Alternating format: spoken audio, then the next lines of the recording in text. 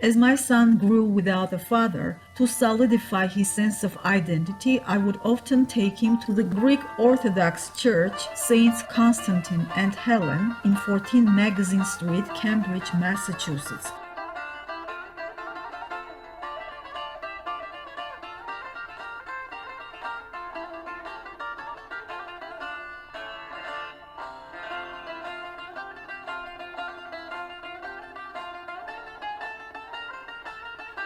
Afterwards, we would pick up an eatery.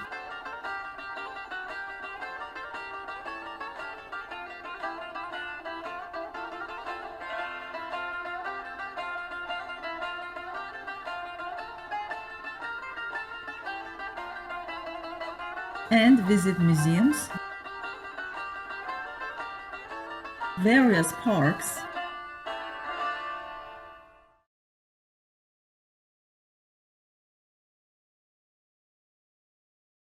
the Revere Beach, or the USS Constitution.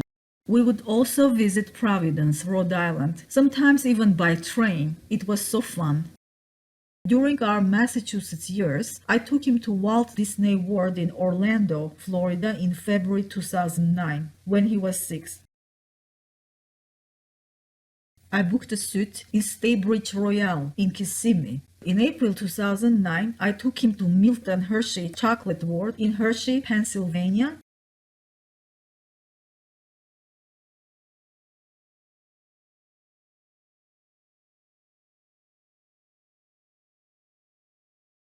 In November 2009, I took him to the Yale Yard in New Haven, Connecticut. Pictures are missing from that trip. In February 2010, I took him to Austin, Texas, where I had a business meeting. We stayed in Embassy Suites and visited Texas Science and Natural History Museum. Shortly after moving to live in Georgia, in September 2010, I took my son to Pigeon Forge, Tennessee, for the Titanic Museum.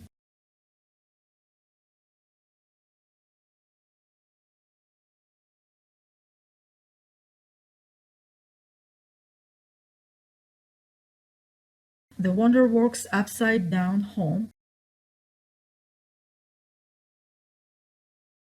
and other attractions.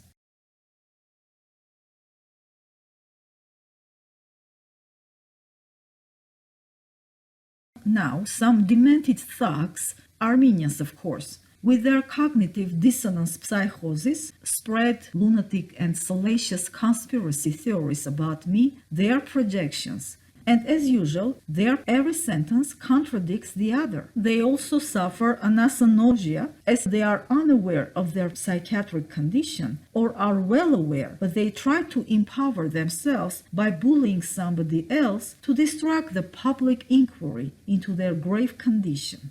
To disrepute me, these limited nuisances publicly expressed their disbelief that I could raise a child alone in the US, securing a comfortable life for him when I have never seen a W-2 American wage. Indeed, with my work permit and citizenship status, I haven't seen a W-2 wage since 2010, and that's due to the defamation of these same bandits. My son received child support only for 11 years out of the total 18, and that money did not even cover our rents. However, we survived as there are tons of legal ways to live a decent life in the US without a stable W-2 income, and even to take frequent travels.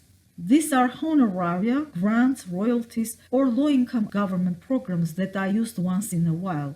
Since my pregnancy to the present day, which makes more than 21 years so far, I haven't had any boyfriend or short romance or company. Would I have a boyfriend during those 21 years, I would certainly have the second child, which I so wished, as I was a healthy straight woman with perfect reproductive health. So here's my secret. My helpers are my energy, absolute unwillingness to stalk, compare, or imprint others, and refusal to be fooled by marketing drivers. I pity those people who live to impress others rather than address their own needs. Would I have billions, I still would not buy a large 10-room house, as I do not need it. Before moving to the US, I already knew what luxury is. I rent spacious townhomes in good locations, empty townhomes, and I furnish them. The current one is a 2-floor townhome, 1,200 square feet in each floor,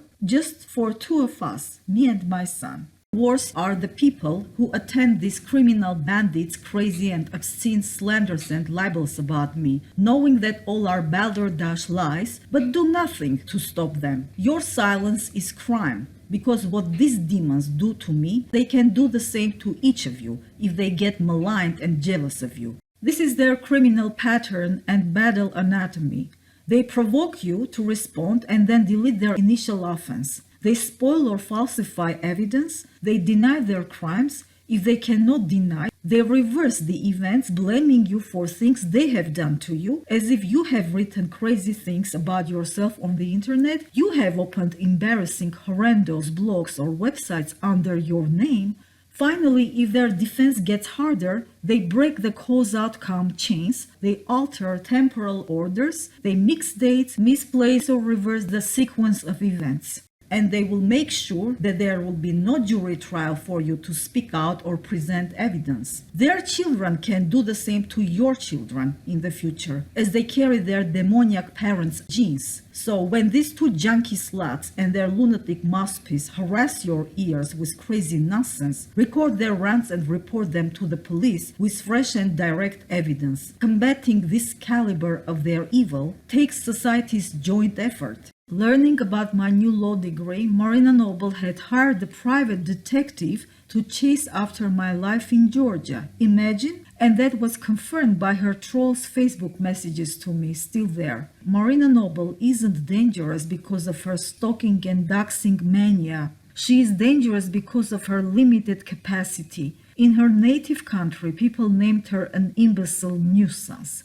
However, even limited, she has one talent that I do not have. She has no vocabulary, no question, but she knows how to combine few evil and influential words that target your limbic subcortical brain and instantly paralyze or intoxicate you against me or others with lingering impact. She hits your powerful subcortex, where no logical thoughts are produced and where you only feel and get attached or even addicted. That's the danger. She once told me that she can make her case in the courts just by talking, by a verbal testimony without facts, and still win against the party that has facts.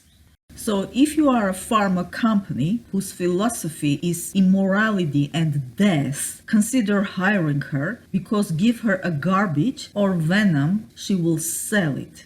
Both she and her peasant friend Karina had no choice but to move to the US because all doors were closed on their faces in their original country. Karina is even more limited, but she has wild ambitions because of her self-unawareness, and that's why people hated her. And she's enormously dishonest. Her husband, Paul Noroyan, a Lebanese Armenian, is a nefarious coward and an established criminal who abandoned his failed practice when he was federally prosecuted in 2015. He's a cold-blooded sadist who can ruin you from his state, as he is the snitch of his local cops.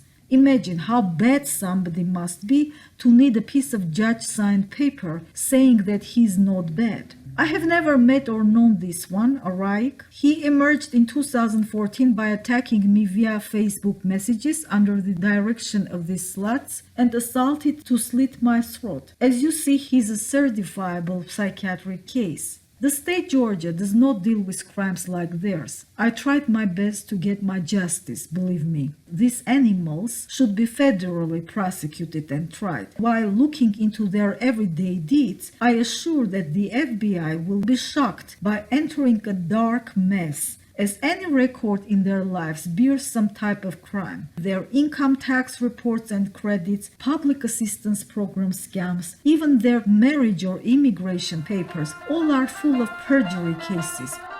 For our travels prior to the Massachusetts years and after, check other videos on this channel. Subscribe if you like our traveling style or content.